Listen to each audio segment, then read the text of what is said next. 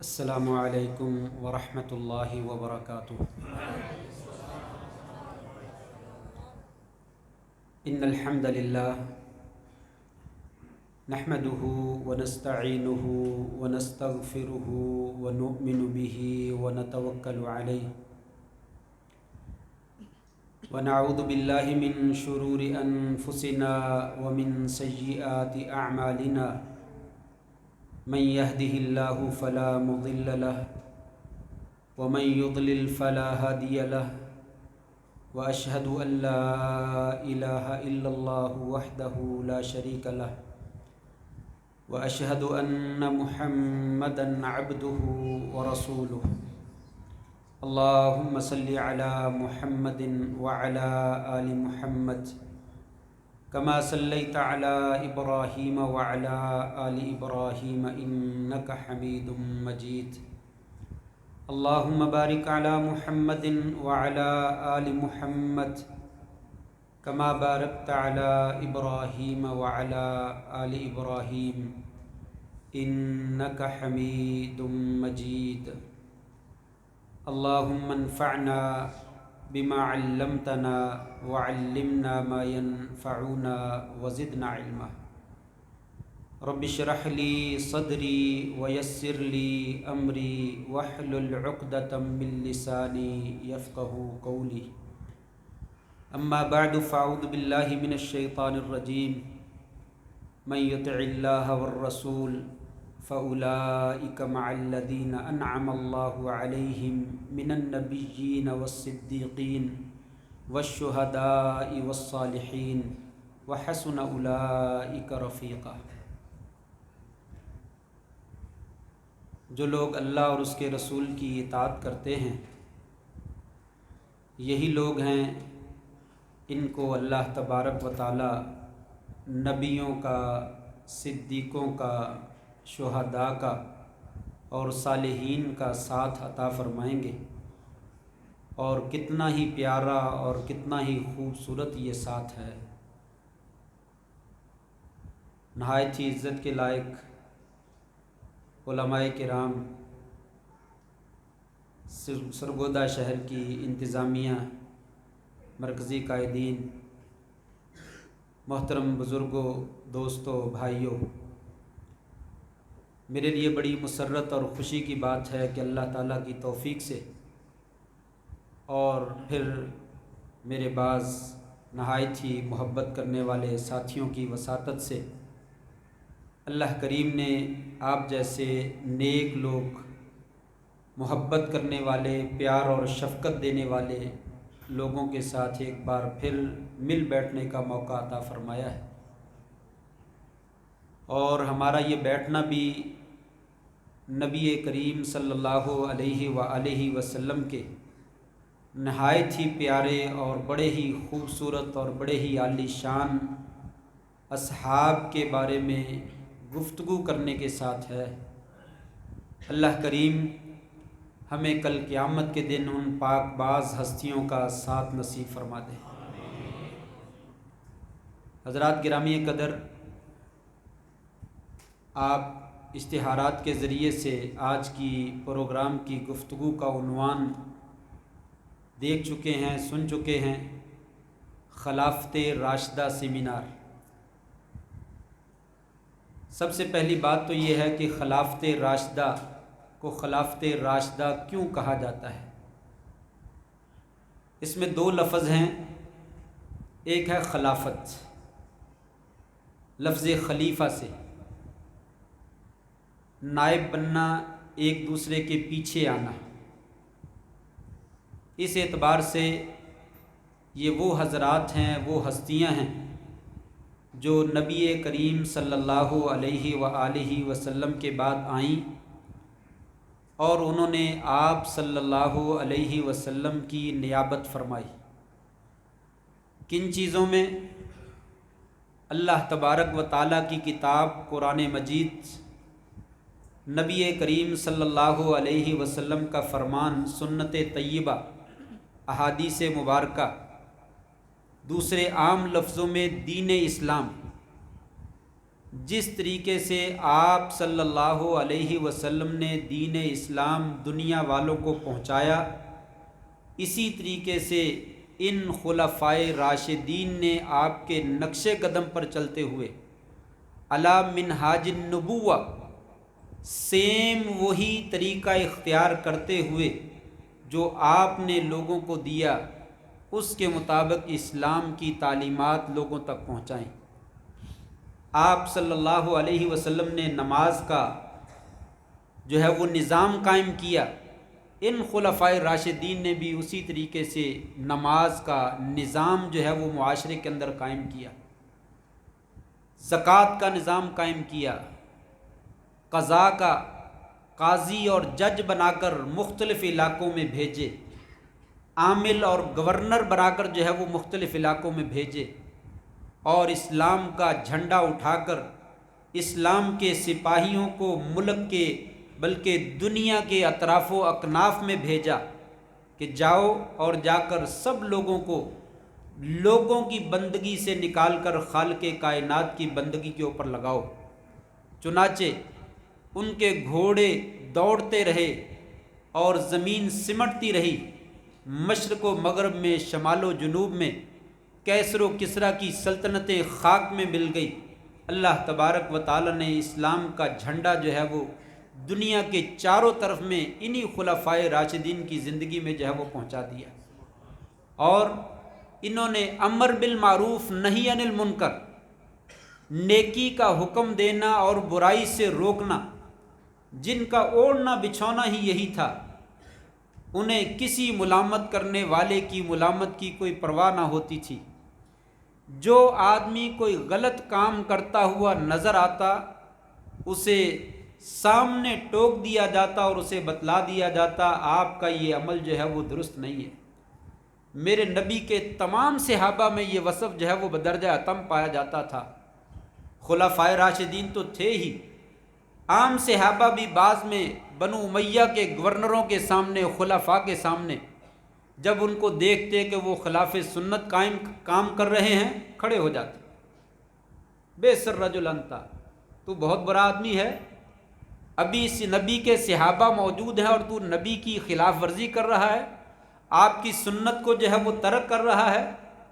کسی نے بیٹھ کر خطبہ دینا شروع کیا تو اس کو ٹوک دیا کہ نبی کریم صلی اللہ علیہ وسلم جمعے کا خطبہ بیٹھ کر نہیں دیا کرتے تھے، کھڑے ہو کے دیا کرتے تھے۔ کسی نے عید کا خطبہ نماز سے پہلے دینا شروع کر دیا تو اس کو پکڑ کر ممبر سے کھینچ لیا، تو گورنر ہوگا تو اپنی جگہ پہ ہوگا۔ نبی کریم صلی اللہ علیہ وسلم عید کی نماز کا خطبہ نماز سے پہلے نہیں بلکہ بعد میں دیا کرتے تھے۔ یہ نظام خلفائے راشدین نے بدرجہ اتم جو ہے وہ نبھایا، جس کو آج کے محققین علماء یہ کہتے ہیں کہ یہ خلافت راشدہ علی منہاج النبوہ تھی، نبی کریم صلی اللہ علیہ وآلہ وسلم کے عین منہج کے مطابق تھی۔ اسی کے بارے میں آپ نے فرمایا تھا، الخلافت فی امتی 30 سنہ، ترمذی شریف کی روایت ہے، مسند احمد کی روایت ہے، اور آپ نے فرمایا تھا میری امت میں یہ خلافت جو ہے وہ 30 برس ہوگی، ثم ملک بعد ذالک، پھر اس کے بعد بادشاہت کا زمانہ جو ہے وہ چلے گا۔ 30 برس آپ جانتے ہیں حضرت ابوبکر صدیق رضی اللہ تعالیٰ عنہ کی خلافت کا زمانہ 2 برس اور تقریباً 4 ماہ کے قریب ہے۔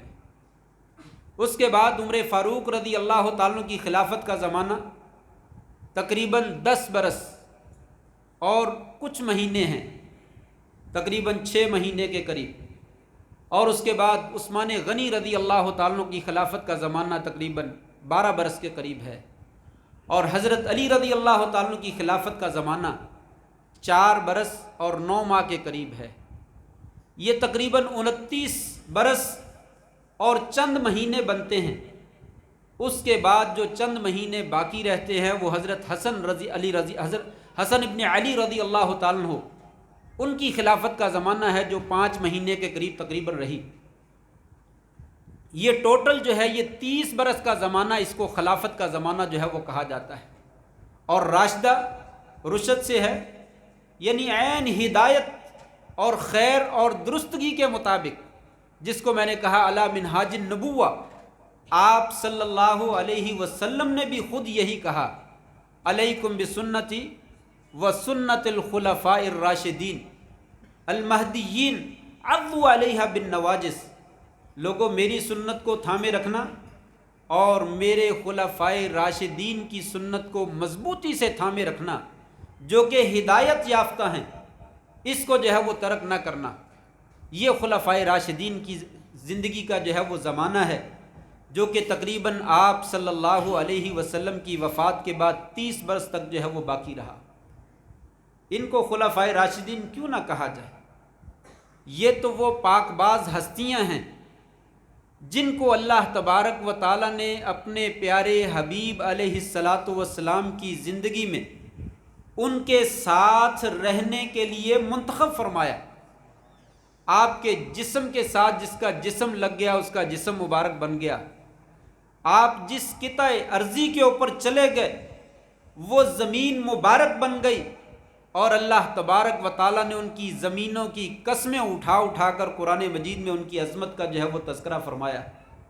اور وہ ہستیاں کتنی ہی عمدہ ہوں گی، کتنی ہی پاک باز ہوں گی، کتنی ہی عالی شان ہوں گی، جنہوں نے جی بھر کے اپنی آنکھوں کے ساتھ نبی کریم صلی اللہ علیہ وسلم کے رخ انور کا جو ہے وہ دیدار کیا ہوگا، جس کے بارے میں ابو طالب نے کہا تھا کہ وہ ہستی ہے جو اپنا رخ ہی آسمان کی طرف کر دے تو آسمان جو ہے وہ بارش برسانا شروع کر دیتا ہے، لوگوں کی قحط سالیاں جو ہے وہ دور ہو جاتی ہیں۔ یہ زمانہ جاہلیت کی بات ہے، اس وقت کہا تھا۔ تو وہ ہستیاں کیسی مبارک نہیں ہوں گی جنہوں نے زندگیاں جی بھر بھر کر آپ صلی اللہ علیہ وسلم کے پیارے چہرے کا جو ہے وہ دیدار کیا ہوگا۔ آپ صلی اللہ علیہ وسلم کے وہ صحابہ یقیناً بڑی عظمت کے حامل ہیں جنہوں نے لمبی زندگیاں گزاری اور آپ کا ساتھ نصیب ہوا، آپ کی تربیت میں رہے، آپ سے سیکھا، اور پھر اس آپ کے چلے جانے کے بعد وہی دین انہوں نے لوگوں تک پہنچایا۔ نبی کریم صلی اللہ علیہ وسلم کے تو ایک ایک صحابی کا، معمولی صحابی کا، جس کی زندگی کا بہت معمولی حصہ آپ کے ساتھ گزرا، ساری دنیا کے لوگ مسلمان اولیاء سارے مل جائیں اس ایک صحابی کی شان اور شوکت کا مقابلہ جو ہے وہ نہیں کر سکتے۔ نبی کریم صلی اللہ علیہ وسلم کا ایک صحابی، مسند احمد کی روایت ہے، آپ صلی اللہ علیہ وسلم کسی سفر پہ جا رہے تھے، رستے میں وہ آیا، آپ صلی اللہ علیہ وسلم نے اس کو روک لیا، پوچھا کہاں سے آ رہے ہو، کدھر جا رہے ہو؟ ابھی اس نے آپ صلی اللہ علیہ وسلم کو دیکھا نہیں تھا، کہنے لگا میں اللہ کے رسول صلی اللہ علیہ وسلم کو ملنے جا رہا ہوں۔ آپ نے فرمایا صحیح منزل پہ پہنچ چکے ہو، کیا مقصد ہے؟ کہا میں ہی اللہ کا رسول ہوں، بتلائیے کیا چاہیے؟ سلام دعا ہوئی، ملا، خوش ہوا، کہنے لگا اللہ کے رسول صلی اللہ علیہ وسلم میں دین سیکھنے کے لیے آیا ہوں، مجھے دین سکھا دیجئے۔ آپ نے چند ایک باتیں بتلائیں، نماز پڑھو، روزہ رکھو، سچ بولو، جو بھی آپ نے بتلانا تھا بتلایا۔ کہنے لگا یا رسول اللہ میں اپنے گھر بار کو چھوڑ کے آیا ہوں، کاروبار چھوڑ کے آیا ہوں، دور سے آیا ہوں، مجھے جلدی ہے، میں واپس جانا چاہتا ہوں۔ آپ نے فرمایا فی امان اللہ، اللہ کی سپرد۔ سلام دعا ہوئی، واپس چلا گیا۔ واپس ہی مڑا تھا، تھوڑا سا آگے بڑھا، اونٹنی کا پاؤں جو تھا وہ زمین کے کسی کھڈے میں پھنسا اور اونٹنی جو ہے وہ گر گئی، اور یہ پیارا صحابی جو ہے وہ زمین پہ گرا اور اللہ تعالیٰ کو پیارا ہو گیا۔ نبی کریم صلی اللہ علیہ وسلم نے صحابہ سے کہا اس کے اٹھا کے لاؤ، اسے لایا گیا۔ آپ صلی اللہ علیہ وسلم اس پر جھک گئے، اس کو دیکھا، دیکھنے کے بعد آپ تھوڑا سا پیچھے ہٹ گئے۔ صحابہ اکرام پریشان ہوئے، معلوم نہیں کیا ماجرا ہے، آپ قریب بھی ہوئے پھر پیچھے بھی ہٹ گئے ہیں۔ آپ نے سارے لوگوں کے چہرے کو پڑھ لیا، پڑھنے کے بعد آپ نے کہا میرے صحابہ کیوں پریشان ہو رہے ہو؟ تم دیکھتے ہو کہ میں نے جھک کر اس کو دیکھا ہے پھر پیچھے ہٹ گیا ہوں، میں نے اسے واقعی جھک کر دیکھا ہے اور پیچھے ہٹا ہوں۔ میں نے ابھی دیکھا ہے، رأیت ملکین یدسان فی فمہ من ثمار الجنہ، میں نے دو فرشتوں کو دیکھا ہے، وہ جنت کے پھل اس آدمی کے منہ کے اندر جو ہے وہ ڈال رہے ہیں۔ فعلمت انہ مات جائعا، میں نے پہچان لیا کہ یہ بڑا دور دراز کا سفر کر کے آیا تھا، معلوم نہیں کن کن کاموں میں مشغول تھا، اپنی ساری مشغولیات اس نے چھوڑی، ہمارے پاس آیا، نہ پانی پوچھا نہ کھانا پوچھا، ہم سے ملنا مقصود تھا، ملا، دین کی تعلیم حاصل کی اور پھر فوراً واپس چل دیا، پھر بھی مطالبہ نہیں کیا میں مسافر ہوں، مجھے کھانا ہی دے دو، مجھے پانی دے دو، جلدی میں وہ واپس پلٹا کہ میں اپنی منزل پہ واپس پہنچ جاؤں، پیچھے مڑا تو اجل آ گئی، اللہ کو پیارا ہو گیا، میرے اللہ نے فرشتے بھیج دیے، یہ میرے محبوب کا پیارا ہے، ایک لمحہ ان کی زندگی میں گزارا ہے، جاؤ ابھی ہمارے پاس تو بعد میں آئے گا، پہلے اس کو جنت کی مہمان نوازی جو ہے اس کی کر کے۔ آپ نے یہ خوبصورت لفظ بھی ارشاد فرمائے، عامل قلیلا و اجر کثیرا، عمل تو بڑا تھوڑا کیا ہے لیکن اللہ تعالیٰ نے اجر بہت زیادہ اور بہت خوبصورت عطا فرما دیا۔ نبی کریم صلی اللہ علیہ وسلم کی زندگی کا ایک معمولی سا لمحہ وہی انسان کے لیے اتنی قیمتی حیثیت رکھتا ہے کہ صحابہ کے بعد میں آنے والی زندگی میں ساری دنیا کے مومن اور اولیاء اکٹھے ہو جائیں، میرے نبی کی ایک صحابی کی شان کا جو ہے وہ مقابلہ نہیں کر سکتے۔ صحابی اسی کو کہتے ہیں، من لقی رسول اللہ صلی اللہ علیہ وسلم مؤمنا به ثم مات علی ذلک۔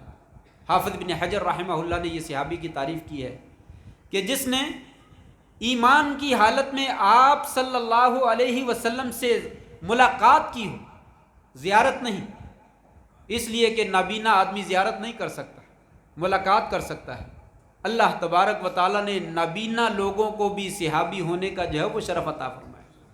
جس نے ملاقات کی، اور یہاں پہ ملاقات کی مدت کا ذکر نہیں، تھوڑی کی ہے یا زیادہ کی ہے، اسے صحابی کہا جاتا ہے، شرط یہ ہے کہ اس کو موت بھی ایمان کے اوپر آئی ہو، اگر وہ مرتد ہو گیا ہے تو اس کا ایمان لانا اور اس کا آپ کی زیارت کرنا جو ہے وہ کوئی فائدہ نہیں، اگر وہ کفر اور شرک اور نفاق کی حالت میں فوت ہو گیا، اس کا آپ کا دیدار کرنا جو ہے اس کو کوئی فائدہ جو ہے وہ نہیں دے گا۔ یہ صحابی کی عظمت ہے۔ تو ان صحابہ کرام کا کیا مقام ہوگا جن کو اللہ تبارک و تعالیٰ نے جو ہے وہ لمبی زندگیاں دی، آپ کے ساتھ زندگی کا بیشتر حصہ گزارا، آپ سے تربیت حاصل کی اور آپ سے تعلیم حاصل کی، ان کو آپ کے شاگرد ہونے کا احساس حاصل ہوا اور ان کے لیے شرف ہوا کہ ان کے استاذ میں سب سے بڑے استاذ اور سب استاذوں کے استاذ معلم انسانیت حضرت محمد الرسول اللہ صلی اللہ علیہ وسلم کا نام جو ہے وہ۔ یہی وجہ ہے کہ ان لوگوں کا مقام اور مرتبہ اتنا اونچا تھا۔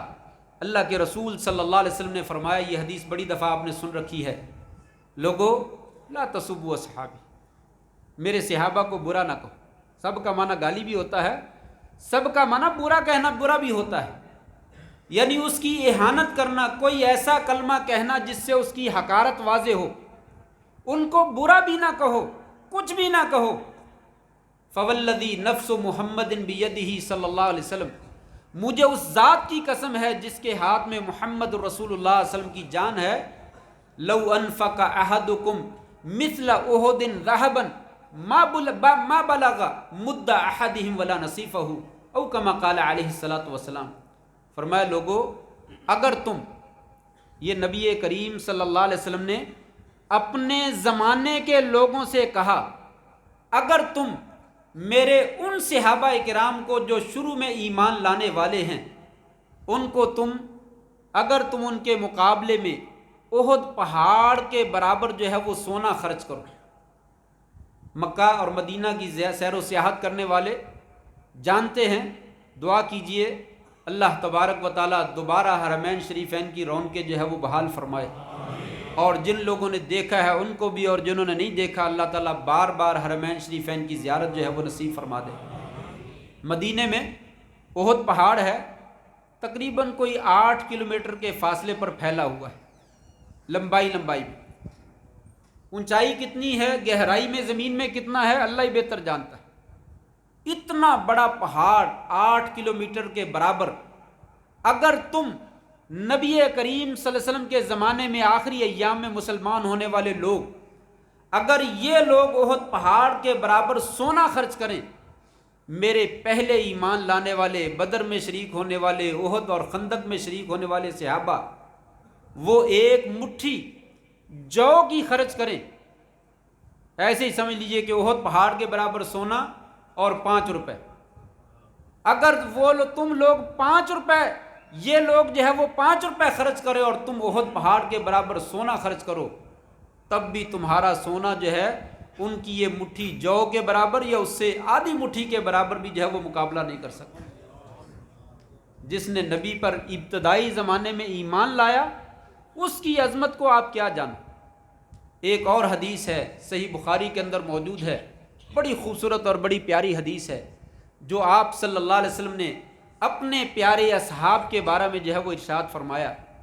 آپ نے فرمایا، لوگو النجوم امنۃ للسماء، ستارے جو ہیں وہ آسمان کے محافظ اور فوجی ہیں۔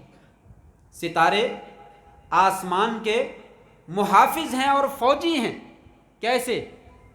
جس وقت اللہ تبارک و تعالیٰ نے نبی کریم صلی اللہ علیہ وآلہ وسلم کے سر پر نبوت کا تاج رکھا، تو اس سے پہلے زمین سے شیطان، شیاطین، جنوں میں سے بھی اور دوسرے بھی ایک دوسرے کے اوپر سوار ہو کر آسمان کے قریب پہنچ جاتے تھے۔ فرشتوں کی باتوں میں سے کوئی بات چوری کر لیتے تھے اور نیچے لا کر کاہنوں کو، جادوگروں کو وہ بتلا دیتے۔ جادوگروں کی وہ ایک آدھ بات سچی ہو جاتی، لوگ ان پر ایمان لے آتے، باقی 100 جھوٹ ملا کر جو ہے وہ لوگوں کو جو ہے وہ گمراہ کرتے رہتے۔ اللہ تعالیٰ نے فرمایا، اب میرے نبی کا اور میرے نبی کے بعد میں آنے والے ان کے امتیوں کا زمانہ آ رہا ہے، ان کی طرف میں نے پیغام بھیجنا ہے۔ اے میرے ستاروں، میرے پیغام میں سے، میرے قرآن میں سے، میری وحی میں سے ایک لفظ تو بڑی دور کی بات ہے، ایک زبر اور ایک زیر اور ایک پیش اور ایک شد اور ایک مد جو ہے یہ بھی چوری نہیں ہونی چاہیے۔ میں نے تمہیں فوجی بنا دیا ہے، میرا قرآن پورے کا پورا بغیر چوری کے براہ راست نبی کریم صلی اللہ علیہ وآلہ وسلم تک پہنچنا چاہیے۔ کون کہتا ہے 10 پارے فلاں کھا گیا، 10 پارے فلاں کھا گئی بکری، اور قرآن محفوظ نہیں رہا، شریعت جو ہے وہ نعوذ باللہ من ذالک محفوظ نہیں رہی؟ آپ نے فرمایا، لوگو النجوم امنۃ للسماء، اللہ نے ستاروں کو فوجی بنا کر رکھا تاکہ شریعت کی جو ہے وہ حفاظت رہے اور محمد الرسول اللہ صلی اللہ علیہ وسلم کے پاس آنے والا دین جو ہے وہ کہیں لوگوں کے ہاتھوں میں، چوروں کے ہاتھوں میں نہ چلا جائے۔ اور ستاروں نے خوب حفاظت کی، جو بھی شیطان اوپر چڑھتا، ستارہ جو ہے وہ بم بن کر اس کے اوپر برستا اور اس کو کولا بنا کر جلا کر جو ہے وہ راکھ کر نیچے پھینک دیتا ہے۔ چنانچہ شیاطین اوپر جانا بند ہو گئے، آسمان سے وحی کا سلسلہ شروع ہو گیا اور آپ صلی اللہ علیہ وسلم کے پاس جو ہے وہ پورا قرآن بحفاظت جو ہے وہ جمع ہو گیا۔ فرمایا النجوم امنۃ للسماء وانا امنۃ لاصحابی، لوگوں جب تک میں کائنات میں موجود ہوں میں اپنے صحابہ کا محافظ ہوں، میں اپنے صحابہ کا محافظ ہوں۔ میری موجودگی میں دنیا کے اندر کوئی بھی اٹھنے والا فتنہ، کوئی سبائی، کوئی یہودی، کوئی خارجی، کوئی معتزلی، کسی بھی گروہ سے تعلق رکھنے والا میرے دین کے اندر خرابی پیدا نہیں کر سکے گا۔ میں اپنا دین پورے کا پورا اپنے اصحاب کو جو ہے وہ منتقل کر کے جاؤں گا۔ انا امنۃ لاصحابی، اللہ نے مجھے میرے اصحاب کے لیے محافظ بنایا ہے، میں بھی ان کے لیے فوج کا کام کرتا ہوں۔ میری موجودگی میں اللہ کے فضل سے کوئی چیز جو ہے وہ تبدیل نہیں ہو سکتی، دین جو ہے وہ غیر محفوظ نہیں ہو سکتا۔ چنانچہ آپ صلی اللہ علیہ وسلم نے پورے کا پورا دین صحابہ کرام کے پاس جو ہے وہ منتقل فرمایا۔ پھر آپ نے فرمایا، لوگو واصحابی امنۃ لامتی، میرے صحابہ جو ہیں وہ میری امت کے محافظ ہیں۔ جب تک میرے صحابہ موجود ہیں امت کے اوپر ان کے دین میں دخل اندازی کرنے والا کوئی بھی دخل اندازی نہیں کر سکے۔ چنانچہ آپ جانتے ہیں صحابہ کے زمانے میں بڑے فتنے اٹھے، مسلمہ کذاب جیسے جھوٹے مدعیان نبوت نے مسلمانوں کو بہت پریشان کیا، لیکن اللہ کے فضل سے صحابہ کرام نے اس فتنے کو بھی کلا کما کیا اور اس کو جڑ سے اکھیڑ دیا۔ تاریخ میں مسلمانوں کی ایسی جنگ کی نظیر نہیں ملتی ہے جو ان جھوٹے نبیوں کے ساتھ مسلمانوں نے جنگیں لڑی ہیں اور ان کا خاتمہ کیا اور اسلام کا جھنڈا لہرایا کہ اللہ اور اس کے رسول کا دین جو ہے وہ ہمارے ہاتھوں میں بالکل محفوظ ہے، کوئی اس میں ذرہ برابر بھی رخنا نہیں ڈال سکتا ہے۔ فرمایا لوگوں، میرے صحابہ جو ہیں میری امت کے لیے محافظ ہیں، ان کی موجودگی میں میرے دین کے اوپر جو ہے وہ کوئی حرف نہیں آ سکتا ہے۔ پھر آپ نے فرمایا لوگوں سن لو، فَإِذَا ذَهَبَ أَصْحَابِي أَتَى أُمَّتِي مَا يُوعَدُونَ، جب میرے صحابہ چلے جائیں گے، اللہ اکبر، پھر میری امت پر وہ چیزیں آ جائیں گی جن کا پھر ان کو وعدہ دیا گیا ہے۔ پھر دین جو ہے وہ محفوظ نہیں رہے گا، اس کے اندر لوگ جو ہے وہ رکھنے ڈالنے کی کوشش کریں گے، کسی حد تک جو ہے وہ کامیاب ہوتے رہیں گے، معاملہ جو ہے وہ چلتا رہے گا، لیکن وہ اصل حفاظت والا ذمہ جو ہے وہ بعد میں جو ہے وہ ختم ہو جائے۔ جن لوگوں کو اللہ کے رسول صلی اللہ علیہ وسلم نے اپنے دین کے لیے اور اپنی امت کے لیے محافظ قرار دیا، کتنے افسوس کی بات ہے کہ آج ان کو مسلمان ہی سمجھا نہیں جاتا، ان کو دین کے ساتھ ان کا تعلق ہی نہیں سمجھا جاتا۔ تو پھر اگر ان کا دین نہیں ہے تو پھر دین کس کا ہے؟ اہل سنت والجماعت کے ایک بہت بڑے امام ہیں، امام ابو زرع الرازی رحمہ اللہ رحمتاً واسعہ، کہہ دیجئے رحمہ اللہ رحمتاً واسعہ، نیک لوگوں کے لیے دعائیہ کلمہ ضرور کہا کریں، صحابہ کے لیے رضی اللہ تعالی عنہ ضرور کہا کریں، نبی کا نام آئے صلی اللہ علیہ وسلم ضرور کہا کریں، اس لیے یہ دوستی ایسی دوستی ہے یہ کبھی ختم نہیں ہوگی۔ الاخلاء یومئذ بعضهم لبعض عدو الا المتقین، لوگوں دنیا میں جتنی گہری دوستیاں ہیں ساری کی ساری ٹوٹ جائیں گی اور دشمنی میں تبدیل ہو جائیں گی، سوائے مسلمانوں کے اور متقین کے جو ان کی آپس میں دوستیاں ہیں یہ کبھی نہیں ٹوٹیں گی، یہ کبھی نہیں ٹوٹیں گی، یہ قائم رہیں گی۔ دنیا میں کیا ہوتا ہے، ہمارا کوئی ساتھی چلا جاتا ہے تو انسان کیسے یاد کرتا ہے، کہتا وہ فلاں بندہ یار مسجد میں آیا کرتا تھا، اللہ اس کو جزائے خیر دے، اللہ اس کے اوپر رحم فرمائے، اللہ اس کو جنت میں داخل کر دے۔ اگر کوئی جوا کھیلنے والا ساتھی ہو تو کیا کہتا ہے، یار وہ میرا فلاں ساتھی تھا، بڑی بازی لگایا کرتا تھا، کبھی کسی کو جیتنے نہیں دیتا تھا، بڑا تیز تھا، بڑا ماہر تھا۔ شراب پینے والا اپنے ساتھی کے چلے جانے کے بعد کیا کہتا ہے، یار سوٹا تو میں بھی لگایا کرتا تھا لیکن وہ جو سوٹا لگاتا تھا نا وہ کیا ہی بات۔ لیکن مومن کیا کہتا ہے، میرا ساتھی چلا گیا، نماز پڑھتا تھا، یار صدقہ خیرات بھی کرتا تھا، اچھا بولتا تھا، نیکی کا حکم دیتا تھا، یا اللہ اس کو جنت میں جگہ عطا فرما دے۔ دنیا میں بھی جانے کے بعد مومن جو ہے اس کو یاد کرتا ہے اور اس کے لیے دعائیں کرتا ہے، اس کے لیے خیر و برکت کا باعث بنتا ہے۔ اور کل قیامت کے دن بھی، بات لمبی نہ ہو جائے، دوسری طرف نہ چلی جائے، میں بات کو اشارہ کر کے ختم کروں۔ آپ نے فرمایا قیامت کے دن جنتی جنت میں چلے گئے جائیں گے، جہنمی جہنم میں چلے جائیں گے۔ ایک دن جنتی کہیں گے یا اللہ ایک بات کرنی ہے، کہو بندو، ساری باتیں تمہاری ہیں، جو بھی کرنا چاہتے ہو کرو، کیا کہنا چاہتے ہو؟ کہا وہ ہمیں جہنم میں ایک بندہ نظر آ رہا ہے، یا اللہ یہ ہمارے ساتھ نماز پڑھا کرتا تھا، اس کی برائیاں زیادہ تھیں، گناہ زیادہ ہو گئے، ان گناہوں کی وجہ سے یہ جہنم میں چلا گیا، لیکن یہ کبھی کبھی ہم دیکھتے تھے نماز پڑھا کرتا تھا، ہم اس کو نیک عمل کرتے ہوئے دیکھتے تھے، پھر کیا چاہتے ہو؟ یا اللہ جی چاہتا ہے کہ یہ ہمارا ساتھی جہنم میں نہ رہے، یہ جنت میں آ جائے۔ اللہ تعالیٰ فرمائیں گے جاؤ میرے بندو، جاؤ، جس جس کے اوپر ہاتھ رکھو میں ان سب کو باہر نکال دیتا ہوں۔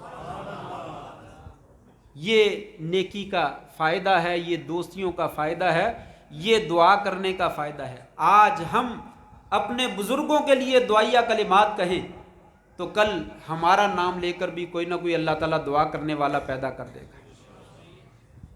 امام ابو زرع الرازی رحمہ اللہ وقت کے بہت بڑے محدث ہیں اور بہت بڑے عالم ہیں، ان کا بڑا خوبصورت کلام ہے، فرماتے ہیں اذا رأیت الرجل ينتقص من اصحاب محمد صلی اللہ علیہ وسلم فاعلم انہ زندیق لأن القرآن حق ورسول اللہ حق والجرح بہم اولا.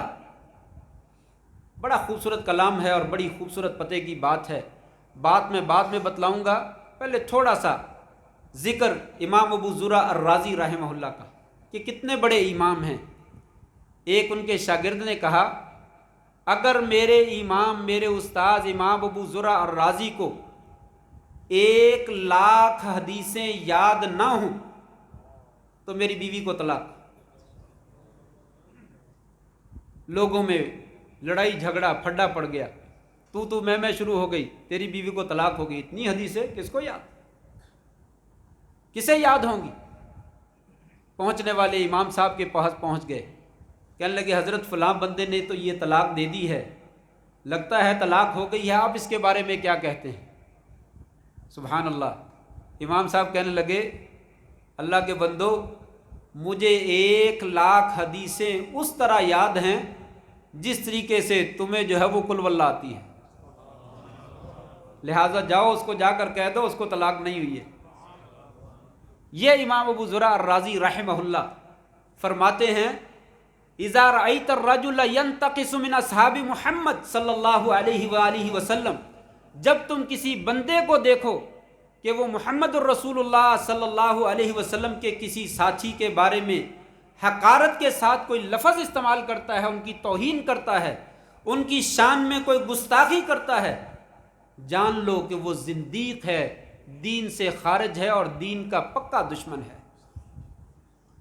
کیوں؟ یہ صحابہ اکرام کی عظمت بیان کی، نبی کریم صلی اللہ علیہ وسلم کے ان فرمودات کی روشنی میں جو میں نے ذکر کیا. فرمایا جان لو کہ وہ زندیق ہے، کافر ہے، بے ایمان ہے، دین کا دشمن ہے، اس کا دین کے ساتھ ذرہ برابر بھی تعلق نہیں. کہا کیوں؟ اس لیے آپ جانتے ہیں قرآن سچا ہے، النجوم امانۃ للسماء، اللہ نے آسمان سے وہی نیچے پہنچانے کے لیے ستاروں کی ڈیوٹی لگائی. وما یعلم جنود ربک الا ہو، تیرے رب کے فوجیوں کی تعداد اور ان کی فوجیوں کی کیفیت اللہ کے سوا کوئی نہیں جانتا. اس نے کس کس کو فوجی بنایا ہوا ہے، ابابیلوں کو کبھی فوجی بناتا، چھوٹے چھوٹے پرندوں کو بنا دیتا. کہا لوگو تیرے رب کا یہ فیصلہ ہے کہ قرآن کیا ہے، سچا ہے، اس کی میں نے حفاظت کی ہے، اور اللہ کا رسول سچا ہے. کوئی بندہ کہتا ہے، صحابہ کے ساتھ دشمنی کرنے والے بھی کہتے ہیں اللہ کا رسول سچا ہے. ہم تو مانتے ہی مانتے اللہ کے فضل سے انشاءاللہ. اللہ کا رسول بھی سچا ہے. اللہ کے رسول سے قرآن لے کر ہم تک پہنچانے والے کون ہیں؟ اگر وہ صحابہ کرام جو بیان کرنے والے ہیں، ہم تک پہنچانے والے ہیں، وہی صحیح نہیں ہے تو قرآن کہاں سے باقی رہے گا، رسول کہاں سے باقی رہے گا؟ نہ قرآن باقی رہتا ہے نہ رسول باقی رہتا ہے. لہٰذا قرآن کو ختم کرنے کی بجائے، رسول کو ختم نعوذ باللہ من ذالک ختم کرنے کی بجائے ان لوگوں کو زندیق قرار دے دو جو نبی کے صحابہ کے بارے میں توہین آمیز رویہ اختیار کرتے ہیں. یہ عظمت ہے میرے نبی کے صحابہ کی، یہ تو عمومی عظمت ہے. اللہ تبارک و تعالی نے خلفائے راشدین کو جو مقام اور مرتبہ عطا فرمایا وہ دنیا میں کسی اور انسان کے حصے میں نہیں آیا. اور ترتیب یہی ہے، ابو بکر صدیق رضی اللہ تعالیٰ عنہ، عمر فاروق رضی اللہ تعالیٰ عنہ، عثمان غنی رضی اللہ تعالیٰ عنہ، علی مرتضیٰ رضی اللہ تعالیٰ عنہ. یہ چاروں خلیفہ ہیں، چاروں خلیفہ راشد ہیں، برحق ہیں، اور ان میں سے پہلا نمبر ابو بکر صدیق رضی اللہ تعالیٰ عنہ کا ہے، دوسرا عمر فاروق رضی اللہ تعالیٰ عنہ کا ہے، اور تیسرا عثمان غنی رضی اللہ تعالیٰ عنہ کا ہے، اور چوتھا علی مرتضیٰ رضی اللہ تعالیٰ عنہ. یہ فیصلہ اشارتاً اللہ تبارک و تعالیٰ کے قرآن سے بھی ثابت ہے، نبی کریم صلی اللہ علیہ وسلم کے فرمان سے بھی ثابت ہے، اور امت محمدیہ کے محققین صحیح علماء جو ہیں ان کے اجماع اور اتفاق سے بھی ثابت ہے، اور بلکہ اہل بیت کے تمام افراد سے بھی ثابت ہے. ابو بکر صدیق رضی اللہ تعالیٰ عنہ، ابھی آپ ان کی شان سن رہے تھے قاری عمر شاکر صاحب سے حفظہ اللہ، اللہ تعالیٰ ان کی زندگی میں برکت فرمائے، بڑی خوبصورت باتیں فرما رہے تھے. میں 2 حدیثیں ذکر کرتا ہوں. ایک حدیث نبی کریم صلی اللہ علیہ وسلم نے ایک موقع پہ فرمایا صحابہ کرام کچھ لڑائی ہو گئی تو ایک آدمی کو کچھ برا کہہ رہے تھے. نبی کریم صلی اللہ علیہ وسلم کو بڑی تکلیف ہوئی. آپ نے لوگوں کو جمع فرما لیا, خطبہ ارشاد فرمایا. صحیح بخاری کی روایت ہے, ضعیف نہیں ہے, موضوع نہیں ہے, من گھڑت نہیں ہے, حسن نہیں ہے, بلکہ صحیح ہے, صحیح ترین روایت ہے. آپ نے لوگوں کو جمع کیا. آپ نے فرمایا لوگوں جانتے ہو ان اللہ بعثنی الیکم, مجھے اللہ تبارک و تعالیٰ نے تمہاری طرف نبی بنا کر مبعوث فرمایا, رسول بنا کر مبعوث فرمایا. بے بات سمجھ میں آ رہی ہے؟ سن رہے ہیں نا؟ تھک تو نہیں گئے؟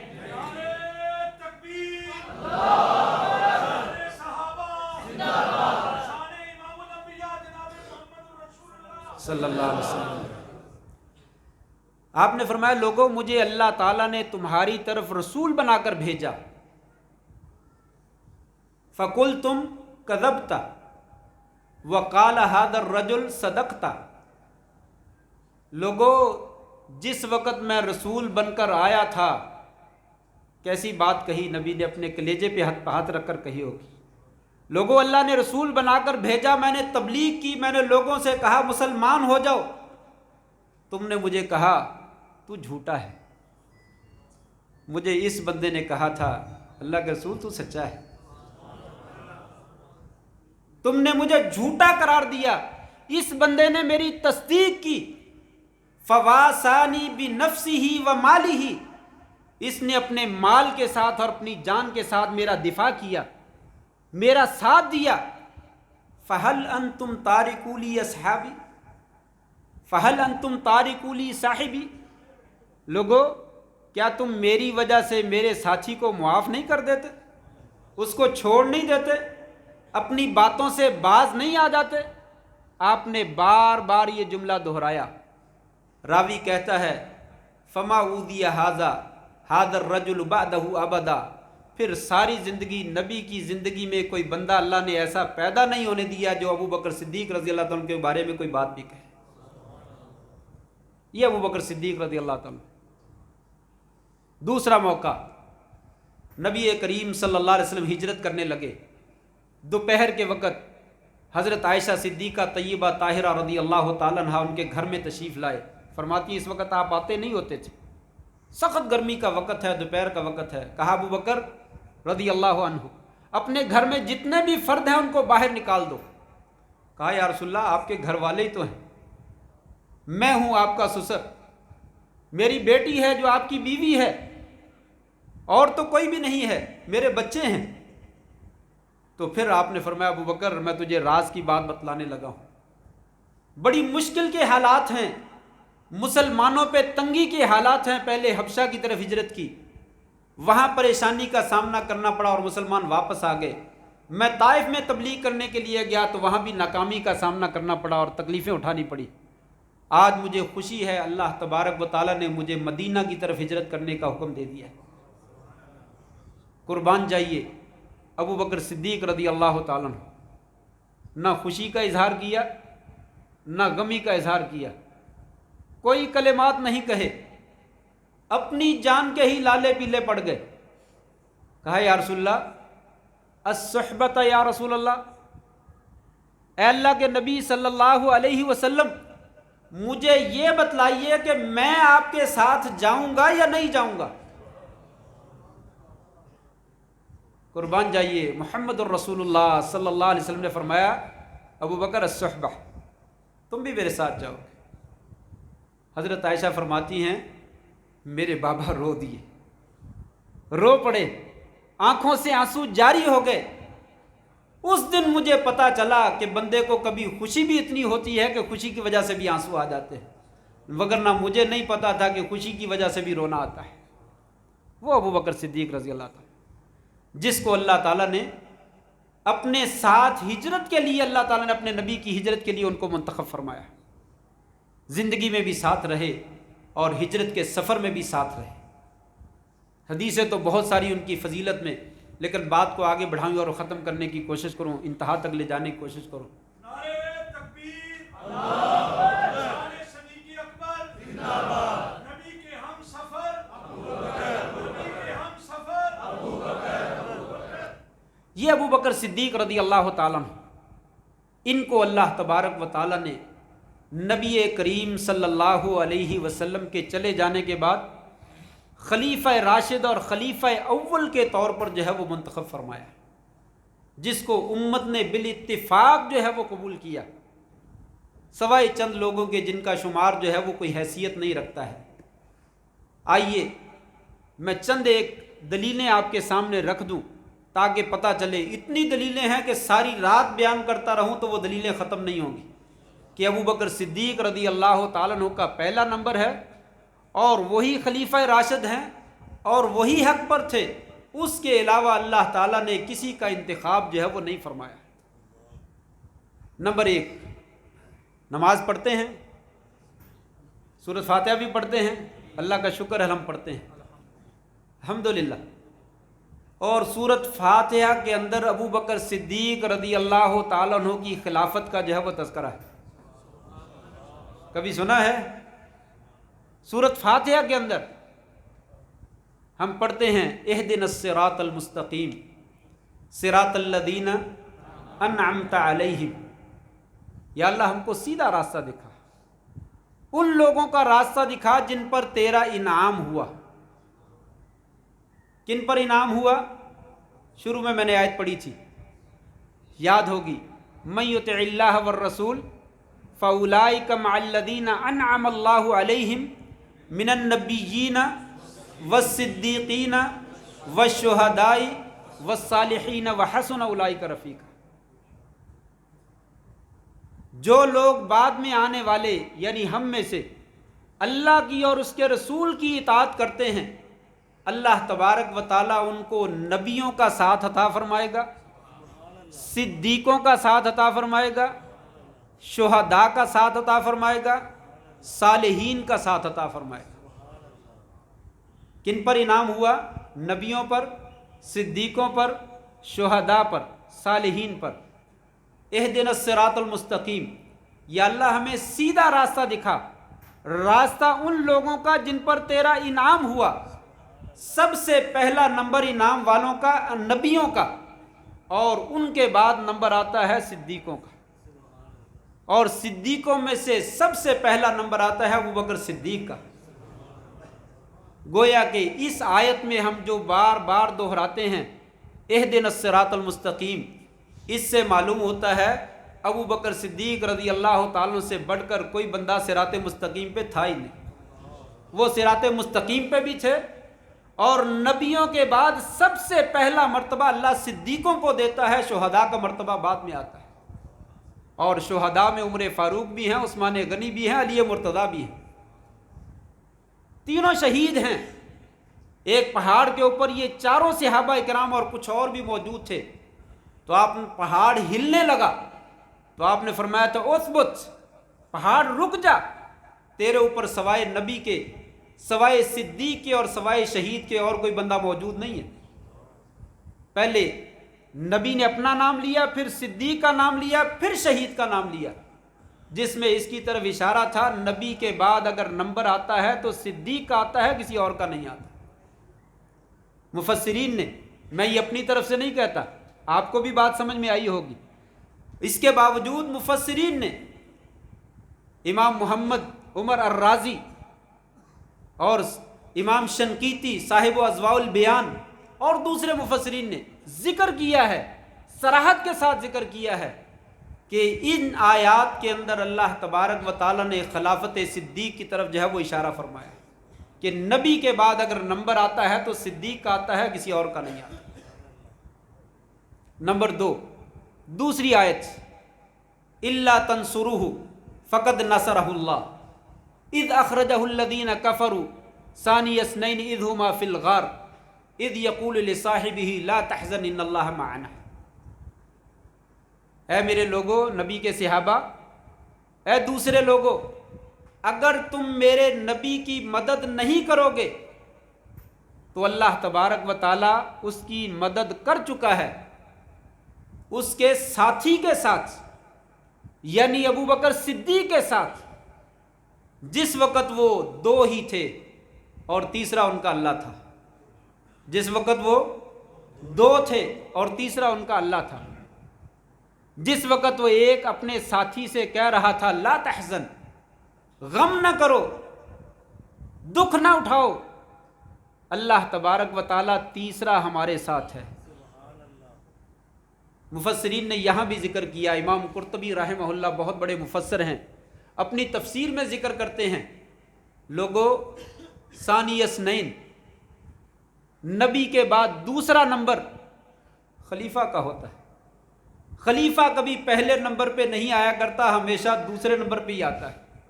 اللہ تبارک و تعالیٰ نے ابو بکر کو یہاں پہ ثانی کہا، نبی پہلا ہے اور ابو بکر صدیق جو ہے وہ دوسرا ہے، اور نبی نے بھی یوں ہی کہا ابو بکر کیوں گھبراتے ہو، ما ظنک باثنین اللہ ثالثہما، ان دو بندوں کے بارے میں تیرا کیا خیال ہے جن کے ساتھ تیسرا ان کا اللہ موجود ہے۔ یہاں پہ ثانی بول کر اس بات میں بھی اشارہ کیا کہ یہ بندہ جو ہے وہ نبی کے بعد میں آنے والا ہے، یہ ان کا خلیفہ بننے والا ہے۔ تیسری ایک حدیث ہے، صحیح بخاری کی حدیث ہے، صحیح مسلم کی حدیث ہے، نبی کریم صلی اللہ علیہ وآلہ وسلم کے پاس ایک عورت آئی کچھ مسائل پوچھنے کے لیے، مسئلے پوچھے، آپ نے فرمایا پھر ضرورت ہو تو پھر واپس آنا۔ عورت بڑی سمجھدار تھی اور بلکہ شاید نہیں، حقیقت میں وہابی تھی، اہل حدیث ہی تھی۔ وہ اہل حدیث آج کی پیداوار نہیں ہے، اہل حدیث نبی کریم صلی اللہ علیہ وآلہ وسلم کے زمانے سے چلے آ رہے ہیں۔ اہل حدیث کوئی جماعت نہیں ہے، کوئی فرقہ نہیں ہے، کوئی تنظیم نہیں ہے، اس لیے کہ یہ شخصیت کی پوجا نہیں کرتے۔ اہل حدیث کس کو کہتے ہیں؟ آپ نے فرمایا تھا لوگوں یہودیوں کے 71، عیسائیوں کے 72 اور میری امت کے 73 فرقے ہوں گے، سارے کے سارے جہنمی، ایک جماعت جو ہے وہ جنت میں جائے گی۔ صحابہ نے پوچھا تھا کون سی جماعت؟ آپ نے فرمایا تھا ما انا وعلیہ اصحابی، جو میرے طریقے پہ چلتے ہیں اور میرے صحابہ کے طریقے پہ چلتے ہیں۔ آج کون سا طریقہ ہے ہمارے مسلک میں، ہماری جماعت میں، ہمارے عقائد میں کون سا ایسا مسئلہ ہے جو نبی اور نبی کے صحابہ کے مسئلے سے جو ہے وہ جدا ہے؟ یہ ساری جماعت جو ہے وہ اللہ کے فضل سے اور اللہ کی توفیق سے نبی اور نبی کے صحابہ کے نقش قدم پہ چلنے والی۔ وہ عورت بھی کہنے لگی، اسے بھی معلوم تھا کہ نبی کریم صلی اللہ علیہ وسلم نے فوت ہو جانا ہے، کہنے لگی یا رسول اللہ کیا خیال ہے، آرائیتا ان جئتو فلم اجد کا، اگر میں دوبارہ آپ کے پاس آئی اور میں نے آپ کو نہ پایا۔ راوی کہتے ہیں اس کے نہ پانے سے مراد تھا کہ آپ فوت ہو چکے ہوں گے، پھر میں کیا کروں؟ جو دوسرا گروہ ہوتا تو وہ کہتا قبر پہ آ جایا کرنا، نبی تو قبر میں بھی زندہ ہی ہوتا ہے، آپ میرے حجرے میں آ جایا کرنا، میری فلاں جگہ پہ آ جایا کرنا، بلکہ اپنے گھر میں یاد کر لیا کرنا، میں تو وہاں پہ ہر جگہ پہ موجود ہوتا ہوں۔ نبی تو زندہ بھی ہوتا ہے اور ہر جگہ پہ موجود بھی ہوتا ہے، انا للہ و انا الیہ راجعون۔ وہ موجود ہوتا تو پھر جماعت کیوں کراتے ہو؟ مسلے پہ کیوں کھڑے ہو جاتے ہو؟ دم بدم پڑھو درود، حضور بھی ہیں یہاں موجود، میری باری نہ آئے تو میں کیا کروں؟ ٹھنڈی ہوائے میرا سلام بھی پہنچا دے۔ کبھی ہواؤں کو سلام دیتا ہے، کبھی کہتا ہے یہی موجود ہیں، کبھی کرسیاں خالی چھوڑ دیتا ہے۔ دماغ جو ہے وہ لگتا ہے کام نہیں کرتا۔ اللہ کے بندے تھوڑا سا سوچ، کبھی تو کہتا ہے یا رسول اللہ مجھے بلا لیجئے، میری باری ابھی نہیں آئی، کبھی ہواؤں کو کہتا ہے میرا سلام پہنچا دو، کبھی کسی کو کہتا ہے، اور کبھی کہتا ہے نہیں حضور تو یہاں پہ موجود، تو پھر جانا کہاں پہ؟ پھر روزے کی طرف کیوں قصد کرتا ہے کہ آپ کا روزہ تو مدینے میں ہے، مجھے جالی کو ہاتھ لگا لینے دے، جالی کو چوم لینے دے۔ انا للہ و انا الیہ راجعون، یہ ہمارا عقیدہ نہیں ہے، یہ میرے نبی کے صحابہ کا عقیدہ نہیں، بلکہ نبی کی صحابیہ کہتی یا رسول اللہ اگر میں آپ کو نہ پایا تو پھر کہاں جاؤں؟ قربان جائیے، صحیح بخاری اور صحیح مسلم کی روایت ہے، آپ نے فرمایا فاتی ابا بکر رضی اللہ تعالیٰ عنہ، اے بی بی اگر مجھے نہ پائے میں جب اللہ کے پاس چلا جاؤں تو میرے جانے کے بعد ابو بکر صدیق کے پاس چلی جائے۔ یہ صحیح بخاری اور صحیح مسلم کی روایت ہے۔ اہل علم نے کہا، خاص طور پہ امام ابن حزم رحمہ اللہ فرماتے ہیں ھذا نص جلی، یہ واضح نص ہے کہ اللہ کے رسول صلی اللہ علیہ وسلم نے ابو بکر صدیق کو اپنا خلیفہ جو ہے وہ بنایا ہے، اس سے بڑھ کر اور کیا وضاحت ہو سکتی؟ ایک اور حدیث یہ بھی حدیث صحیح بخاری اور صحیح مسلم کی ہے۔ نبی کریم صلی اللہ علیہ وسلم فرماتے ہیں میں نے خواب دیکھا، میں ایک حوض پہ کھڑا ہوں، میں پانی نکال رہا ہوں اور لوگوں کو پانی پلا رہا ہوں اور ان کو سیراب کر رہا ہوں۔ فجاءنی ابو بکر، ابو بکر رضی اللہ تعالیٰ تشریف لے آئے۔ فاخذ منی الدلو، مجھ سے ڈول پکڑ لیا۔ فنزع دلوا او دلوین، ایک دو ڈول انہوں نے نکالے۔ وفی نزعہ ضعف، ان کے ڈول نکالنے میں کچھ کمزوری پائی جاتی تھی۔ پھر تھوڑی دیر کے بعد ابو بکر حضرت عمر فاروق رضی اللہ تعالیٰ تشریف لے آئے، اور اس سے پہلے آپ نے کلمہ فرمایا واللہ یغفر لہ، اللہ ابو بکر صدیق کو معاف فرمائے۔ فرمایا پھر عمر تشریف لے آئے۔ فلم ارى عبقریا، ایسا نوجوان اور ایسا مضبوط انسان اور ایسا بہادر میں نے کبھی نہیں دیکھا۔ فلم ارى نزع رجل اقوى منہ قط، اس سے قوی آدمی ڈول کھینچنے والا کبھی میں نے دیکھا ہی نہیں۔ تو انہوں نے ڈول نکالے، لوگوں کو سیراب کر دیا اور لوگ سارے سیراب ہو کر چلے گئے۔ حوض سارے کا سارا بھرا تھا اور اسی طرح اس میں سے چشمہ پھوٹ رہا تھا۔ امت کے ائمہ ذکر کرتے ہیں آپ صلی اللہ علیہ وسلم نے اس حدیث مبارکہ میں نبیوں کا خواب سچا ہوتا ہے اور وحی ہوتا ہے، اس میں یہ حکم دیا بلکہ اشارہ دیا کہ لوگوں میرے بعد ابو بکر صدیق رضی اللہ تعالیٰ خلیفہ بنے گا، پھر اس کے بعد جو ہے وہ عمر فاروق رضی اللہ تعالیٰ خلیفہ بنے گا۔ ابو بکر صدیق کے ڈول کھینچنے میں کمزوری ہے، جلدی حکومت ختم ہو جائے گی، فتنے بہت زیادہ ہیں، مرتدین کا فتنہ ہے اور جھوٹے نبیوں کا فتنہ ہے، مانعین زکوٰۃ کا فتنہ ہے، لیکن 2 سال زندگی ملی، 2 ڈول کھینچے، صرف خلافت کی عمر میں 2 سال ملے، اور عمر فاروق رضی اللہ تعالیٰ نے بہت ڈول کھینچے، امت کو سیراب کیا اور ان کو خلافت کا جو ہے وہ ایک کثیر حصہ جو ہے وہ اللہ تعالیٰ نے عطا فرمایا اور تمام فتنوں کو ختم کر دیا اور اسلام کا جھنڈا جو ہے وہ تمام اطراف میں پھیلا دیا اور لوگوں کو مکمل دین سے سیراب کر دیا۔ فرمایا اس میں بھی آپ وسلم نے جو ہے وہ خلافت کی طرف اشارہ فرمایا۔ ایک اور حدیث نبی کریم صلی اللہ علیہ وسلم فرماتے ہیں، بلکہ اس میں حضرت عائشہ صدیقہ رضی اللہ تعالیٰ سے روایت ہے، کئی روایات ہیں، ان میں ایک یہ ہے کہ آپ بیمار ہو گئے، آپ نے فرمایا مرو ابا بکر فلیصلی بالناس، لوگوں ابو بکر کو حکم دو وہ لوگوں کو نماز پڑھائے۔ حضرت عائشہ صدیقہ رضی اللہ تعالیٰ عنہ کہنے لگی یا رسول اللہ ابو بکر رقیق القلب ہے، کمزور دل ہیں، نرم دل ہیں، رو پڑتے ہیں، نماز میں روئے ہی جائیں گے، لوگ پیچھے صحیح نماز نہیں پڑھ سکیں گے، آپ عمر کو حکم دے دیجئے وہ پڑھائے۔ کہا مرو ابا بکر فلیصلی بالناس، جاؤ جا کر ابو بکر سے کہو وہ نماز پڑھائے۔ عائشہ صدیقہ طیبہ طاہرہ رضی اللہ تعالیٰ عنہ، ان کے دل میں بات کچھ اور ہی تھی، انہوں نے اپنی ساتھی کو حضرت حفصہ رضی اللہ تعالیٰ عنہ سے کہا تم جا کر نبی صلی اللہ علیہ وسلم سے کہو۔ حفصہ بھی آ گئی، انہوں نے کہا یا رسول اللہ عمر کو کہہ دیجئے۔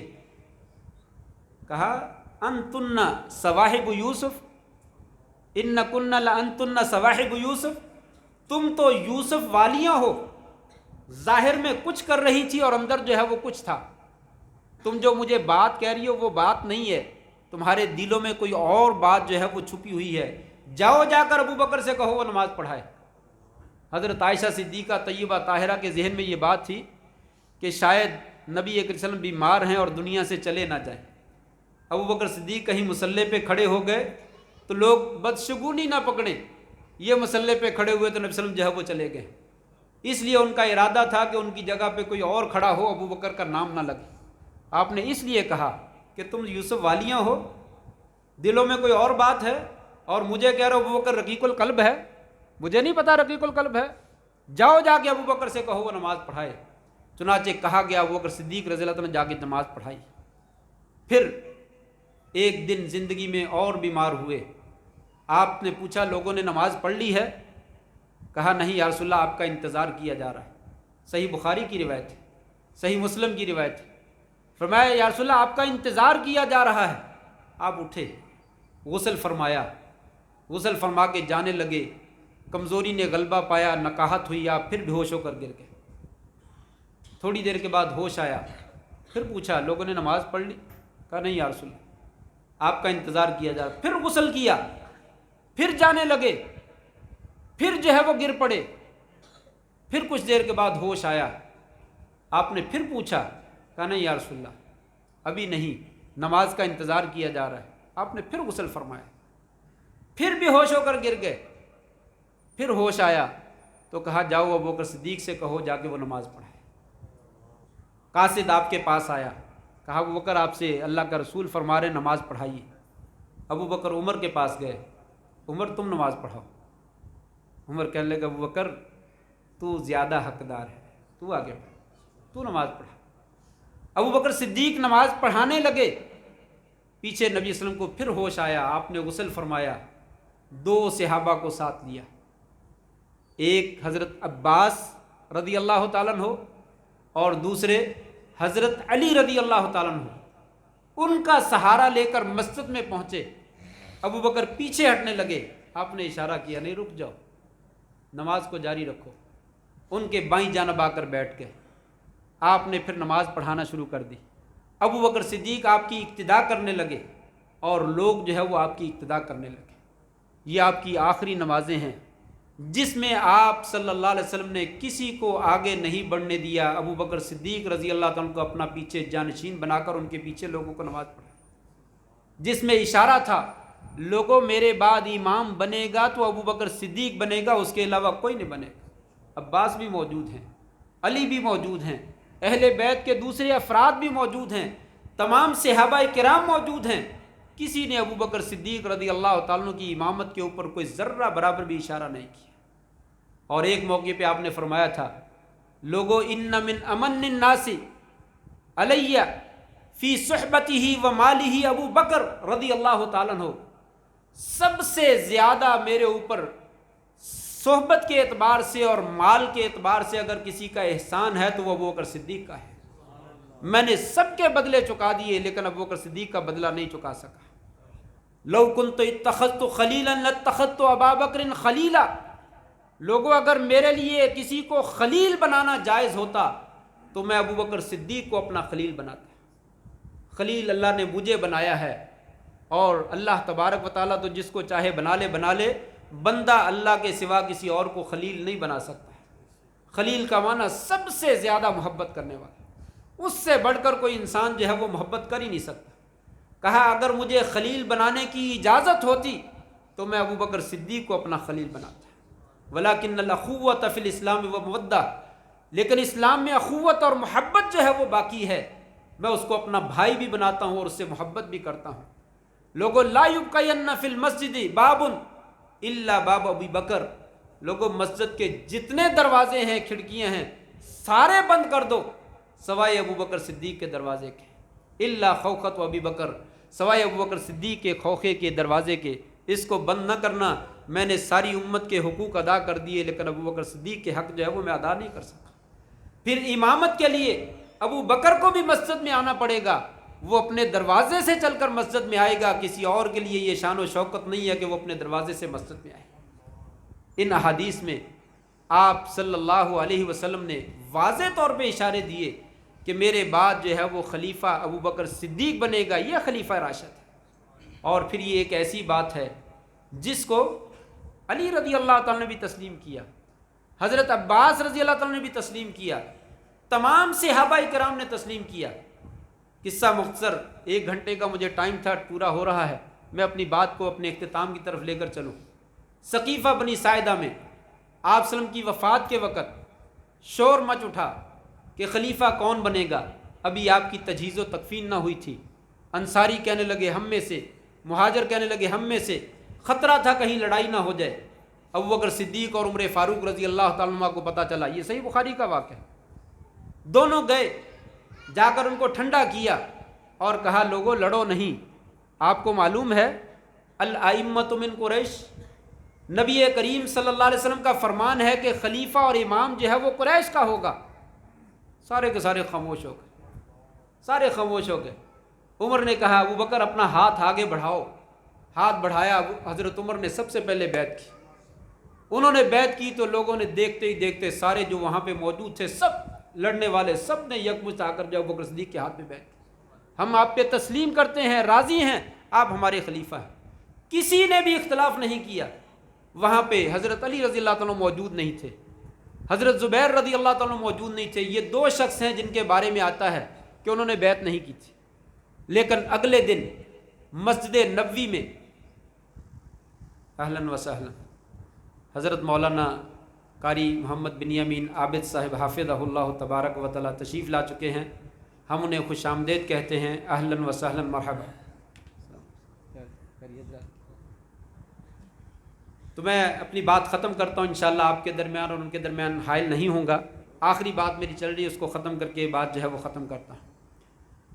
تو اس وقت سب نے بیعت کی۔ اگلے دن مسجد نبوی صلی اللہ علیہ وسلم میں حضرت عمر رضی اللہ تعالیٰ نے پھر خطبہ دیا اور لوگوں کو بتلایا کہ یہ معاملہ ایسے چلا تھا، ابوبکر صدیق کے ہاتھ پہ ہم بیعت کر چکے ہیں۔ چنانچہ تمام لوگ آئے اور جوق در جوق جو ہے وہ سب نے بیعت کی۔ یہ سنن الکبریٰ البہقی کی روایت ہے، اور غالباً ابن ابی شیبہ کی ہے یا عبد الرزاق کی ہے، ایک اور کتاب کی ہے۔ دونوں کتابوں میں یہ روایت موجود ہے کہ ان بیعت کرنے والوں میں حضرت علی بھی موجود تھے، حضرت زبیر بھی موجود تھے، انہوں نے بھی بیعت کی۔ لیکن پھر اس کے بعد حضرت فاطمہ رضی اللہ تعالیٰ عنہ اور حضرت ابوبکر صدیق رضی اللہ تعالیٰ عنہ کے درمیان وہ وراثت کا تھوڑا سا جھگڑا جو ہے وہ چلا۔ حضرت فاطمہ رضی اللہ تعالیٰ عنہ کہتی تھی کہ نبی صلی اللہ علیہ وسلم کی میراث کا حصہ ہمیں ملنا چاہیے۔ ابوبکر صدیق رضی اللہ تعالیٰ عنہ فرماتے تھے، فاطمہ، نبیوں کی وراثت تقسیم نہیں ہوتی، نبی اپنے پیچھے مال کی وراثت چھوڑ کر نہیں جاتے، وہ علم کی وراثت چھوڑ کر جاتے ہیں۔ ان کا مال سارے کا سارا بیت المال میں جمع ہوتا ہے، جو مسلمانوں کے لیے صدقہ خیرات ہو جاتا ہے۔ یہ آپ صلی اللہ علیہ وسلم کا فرمان تھا۔ یہ انہوں نے بات کہی جس کی وجہ سے ان کے مابین کچھ ہلکی پھلکی ناراضگی جو ہے وہ باقی رہی۔ پھر جس دن حضرت فاطمہ کا انتقال ہوتا ہے رضی اللہ تعالیٰ عنہ، اس کے بعد حضرت علی رضی اللہ تعالیٰ عنہ اور حضرت ابوبکر صدیق رضی اللہ تعالیٰ عنہ ان کی دوبارہ ملاقات ہوتی ہے۔ دونوں ایک دوسرے سے بات کرتے ہیں اور وہاں پہ یہ واضح کرتے ہیں کہ اے ابوبکر، یہ بھی صحیح بخاری کے الفاظ ہیں، اے ابوبکر، مجھے تم سے کوئی حسد نہیں ہے، میں تمہاری کسی فضیلت کا کوئی انکار نہیں کرتا۔ اللہ نے جو تمہیں اعزاز دے رکھا ہے دنیا میں وہ کسی اور کو نہیں ملا۔ میں صرف یہ کہنا چاہتا ہوں، جب تم سقیفہ بنی سعدہ میں گئے تھے تو مجھے ساتھ کیوں نہیں لے کر گئے تھے؟ مجھ سے مشورہ کیوں نہیں کیا گیا؟ ہم بھی اہل بیت میں سے ہیں، نبی کریم صلی اللہ علیہ وسلم کے خاندان میں سے ہیں۔ تو اب حضرت ابوبکر صدیق رضی اللہ عنہ نے فرمایا، اس میں ہمارا کوئی قصور نہیں ہے، ہم وہاں پہ خلافت کے لیے گئے ہی نہیں تھے، ہمیں پتہ چلا کہ لوگ لڑ جھگڑ رہے ہیں، وہاں پہ ہم مسئلہ حل کرنے کے لیے گئے اور اتفاق سے وہاں پہ بیعت ہو گئی۔ حضرت علی جو ہے وہ راضی ہو گئے، ممبر پہ آئے، مسجد میں آئے، خطبہ دیا، لوگوں کے سامنے برملا اظہار کیا، لوگوں ابوبکر صدیق سب سے زیادہ افضل ہے، خلافت کا وہی حقدار ہے، میرے درمیان اور ان کے درمیان کچھ ناراضگی تھی اور اس کی وجہ یہ تھی کہ مجھے مشورے میں شریک نہیں کیا گیا، لیکن آج انہوں نے بتلا دیا ہے، میرے دل میں کوئی بات نہیں ہے۔ اس دن پھر دوبارہ انہوں نے بیعت کی، اس دن پھر دوبارہ بیعت کی اور سب شیر و شکر جو ہے وہ ہو گئے، کسی قسم کا کوئی اختلاف نہیں رہا، پوری خلافت چلتی رہی، کسی نے ذرہ برابر بھی اعتراض نہیں کیا کہ ابوبکر صدیق رضی اللہ تعالیٰ ہمارے خلیفہ نہیں، بلکہ حضرت علی رضی اللہ تعالیٰ کی اگر میں کلام شروع کر دوں بات میری ختم ہو گئی ہے، بہت دور تک چلی جائے گی۔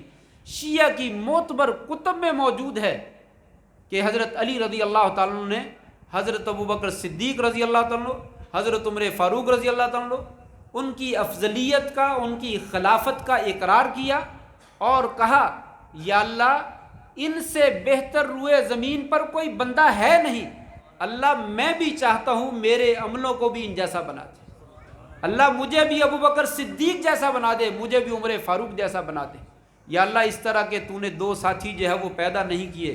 اور پھر آگے اہل بیت کے کتنے امام ہیں، سب سے کلام منقول ہے اور شیعہ کی کتابوں میں موجود ہے کہ انہوں نے ان کی افضلیت اور ان کی حقیقت اور ان کی خلافت کا جو ہے وہ اقرار کیا اور کہا، وہ کانا امامان عادلان قاسطان کانا علی الحق و ماتا علی الحق ورحمہم اللہ یوم القیامہ۔